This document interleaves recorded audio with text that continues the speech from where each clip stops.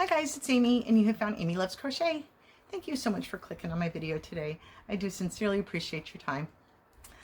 Today's video is going to be about fingering weight. I wanted to talk about fingering weight yarn and a couple of different projects. One that's complete, one that's going to take me forever to complete, and one that hasn't even started yet. It's still in the imagination stages. So let's just say it what it is. Call a spade a spade. Fingering weight is scary, right? Like, I saw this stuff to begin with and just thought, that's not me. I can't do that. And now that I've started working with it, I really enjoy it. Now there are situations like this one. I'll start with the most painful one first. This one I am using a 3.5 millimeter hook for. You can't really see that. My 3.5 millimeter hook. And I'm not sure what I expected this yarn to look like. Now I'll show you. This is still in hank form, and then this is in cake form once I took it out of that hank. So I don't know what I expected, but there's anyway. So I started working on this project from my Crochet One Skein Wonder book that I have shared with you guys quite a few projects. And there are multiple books. There are multiple One Skein Wonders books by these folks. So you just look for the one that applies to what you're looking to do. Like one's for babies and one's for lace weight yarn, things like that. So the project that I wanted to do, it's called Joanne Scarf, and it's just a very basic, cute little scarf. I'm going to be able to find it right off here. Oops, there it is. And so I really liked the look of it. Of course, that yarn is beautiful, and it's just a very simple pattern. I didn't want anything too difficult. This is Baracco Comfort Sock, 50% superfine nylon and 50% superfine acrylic, and they suggested a 3.5 millimeter hook, so that's what I used mine with. And that makes for a very tedious project, and that's why I think it's going to take me forever to get through this. This scarf is supposed to be 84 inches long, and I've got like this much done so far. I'm not super duper pleased with it. I think I was going to try to do a little girl scarf so that I could get out of a smaller project if I wanted to cut it soon, because I really don't see this colorway for an adult in this pattern like this at all. So I thought, well, maybe it's just a blanket for a doll or something. I don't know. I've been working on it slowly but surely, and it's just a nice little stitch to work along mindlessly, but it's very tedious. This is taking me forever. So try to get a couple of rows in here and there, but it's been painstakingly long time that I've been working on that one. The one I'm going to save the finished product for last. The next one that I was going to show you or talk about is one of these skeins that I also got from Hobby Lobby that I love so much. This one, this last one is called Flower Fusion. In case you had any of that, it's a 1, and it is a superwash merino wool. All of these are, and this is 400 yards. So then this one also is the one. It's also, this one's 420 yards, and it's the superwash merino wool for 99%, and then it's got a metallic, beautiful metallic sparkly through it. And so I thought this was really super pretty. Even after I caked it up, it looks really pretty. I can't wait to start using it. And the reds are kind of maroonish, so I caked up this guy that I got at a different time. That red is blown out way too much. It's much darker than this. Let me turn off my light and see if that helps. Nope, that wasn't it. There we go. Little bit better, but it's really dark maroon. The camera's showing it much brighter red than it is. But I thought that went well with it. I could see that going together with it. But then I also have this burnt orange, and I thought, yes. Those definitely, you can see a strand right there that's so pretty that goes together. I just love that. So each of these is 420 yards, and in addition to the red and the blue, the red and the orange there, which are called Cardinal Velvet and Chestnut Ember, and then these are called Horizon Line. This is gorgeous. And I got 3 of them. So was this going to be a project? And then I saw these bad boys and thought, that could be a project. Or that could be a project. Or that could be a project. So I'm not sure what I want to do with all of this beautiful yarn. I've been watching a lot of Tony from TL Yarn Crafts lately, and she does a whole lot of fingering stuff. I know that she talks about going on a mini skein tangent. You know, she just kept buying up a bunch of little mini skeins, and now she's got all this fingering weight that she can put 2 together and work as a DK weight. So, you know, I start crunching numbers, I start doing math. I'm like, what goes with what? Am I going to put them both together? Am I going to do this as one project, that as one project? You know, do I have 2 small projects or 1 giant project? I don't know what I'm doing here.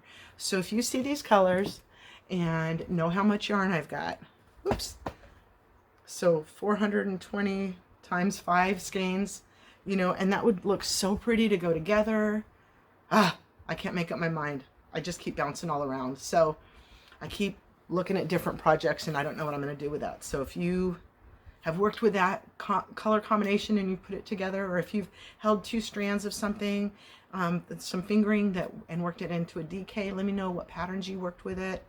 I am super excited to do that, but I don't know how to approach it yet. So I'm kind of dancing around in a circle about that one. So then I finished using some of my Unique yarn for the first time.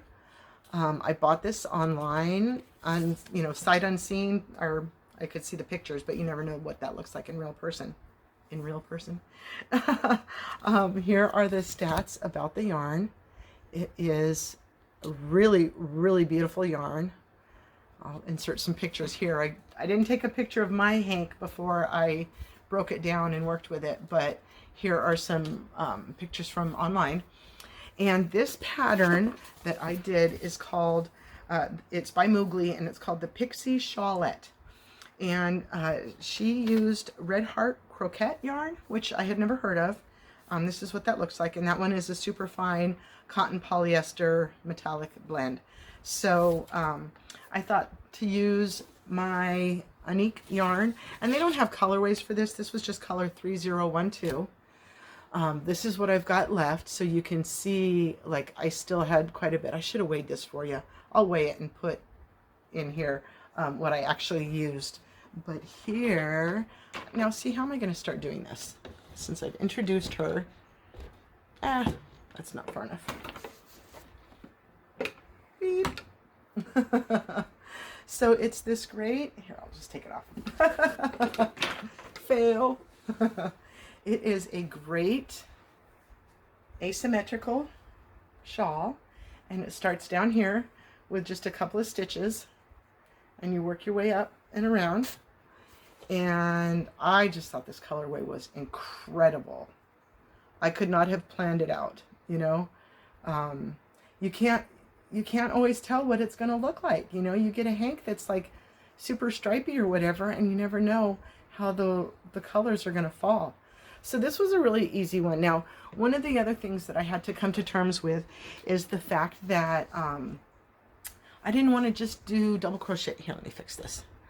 I didn't want to just do double crochets. I thought that was way too simplistic, but I don't want to get caught up in a really pattern, you know, really crazy pattern that's beautiful at the end, but it takes a lot of focus because, let's face it, folks, I got a lot going on and I can't always focus like I should. So something that's got a really intricate pattern is almost setting me up to fail at this window of time. So doing just double crochets, that's just so plain and boring. But then I saw this one that's got the mixed in chain 1, you know, spaces, the double crochet chain 1 space, skip space. Oh, I love it. I just love it.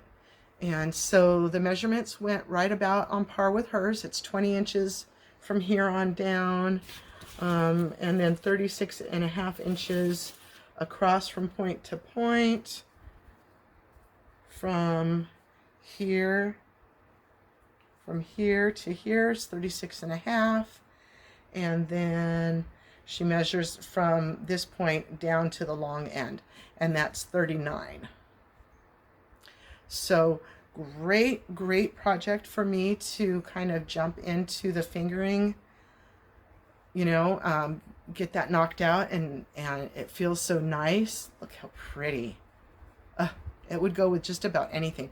And I don't know how about recently, but I was looking at a Jada and Stitches pattern that she did with a colorway that isn't available anymore, and I think it was called like a prism or something.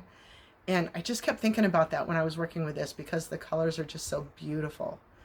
So if you have any of this unique yarns, fingering yarn by Earth Yarns, URTH Yarns, you can see their name down here.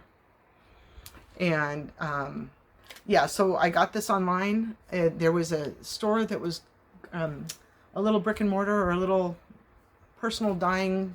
I can't remember. It was a long time ago. I think Crystal had posted that they were going out of business, and I jumped over there and put some in my cart real quick and was still looking. And then when I went to check out, the ones I had put in my cart were already sold. Like, you had to be on it that night. And so I just got two hanks and two different colors, but I've seen them since at Seven Sisters, for just to name one store. So they're out there, and I've seen them online again since then. So anyway, if you haven't seen these before, they are just gorgeous colorways, and I could not have imagined it working up like this, and I just think it's gorgeous. So that's my little fingering weight yarn journey in the last recents. You know, I don't know, goodness gracious, when this is ever going to get finished, but this worked up rather quickly, I think, because I was excited to work with it.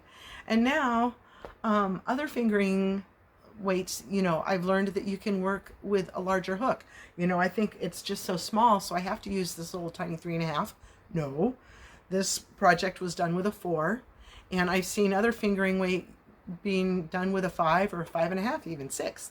So that just makes it super lacy and drapey and lovely. So I'm not going to be afraid of fingering weight any longer, and I don't think that you should be either if you are. So all right, guys, that's what I've got for you today. Have a wonderfully blessed day. I hope you'll come back and see me again. Thank you. Bye-bye.